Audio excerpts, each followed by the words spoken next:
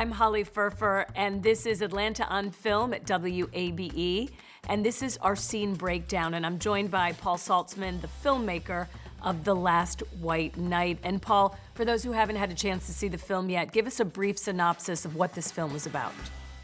It's about my going back to see if I could have a peaceful conversation with a Ku Klux Klan member who had punched me in the head in 1965 when I was a civil rights worker in Mississippi and he was a Klan member, and to see if reconciliation was possible between us.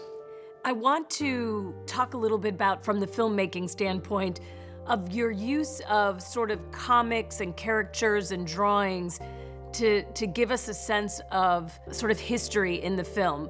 Let's take a quick look so everybody knows what I'm talking about.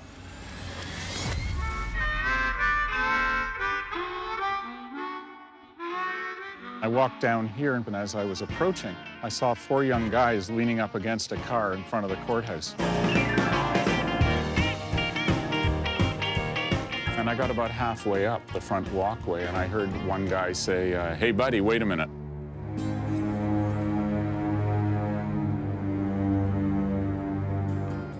And I stopped, and he came around in front of me, and he said, "Where do you think you're going?" And I said, "To the meeting."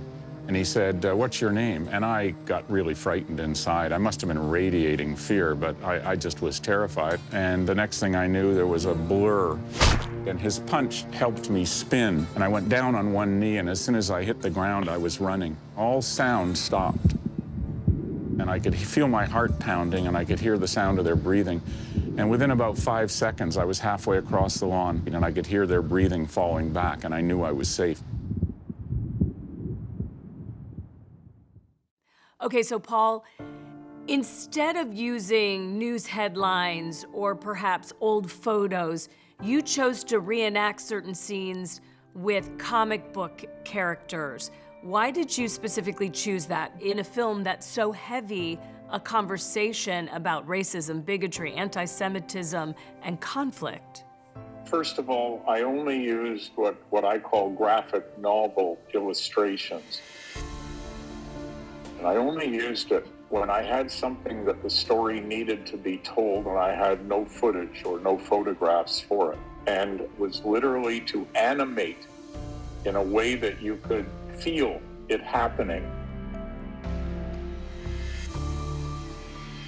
And you did it in black and white. Was that a conscious choice rather than color to make it gray, different shades of grays? Yes, it was really because the graphic novel illustrations were telling pieces of history that were almost 50 years old. So I thought color, while they were done in color, the artist did them in color and the animator animated with the color. It was distracting. We just found it distracting. And going to black and white gave it the proper archival feel because it was storytelling about something long ago. I thought about reenactment, human beings playing a role, and it felt false to me for my purposes for this film. And the graphic novel genre, which was introduced to me by my daughter, it was like, oh, right, that looks real enough without being distracting. Thank you so much, Paul, for such a thoughtful, thought-provoking film. I know we're going to be talking about this for quite some time. And if you want to see the entire film or any other films, go to Atlanta on Film at WABE.org. WABE.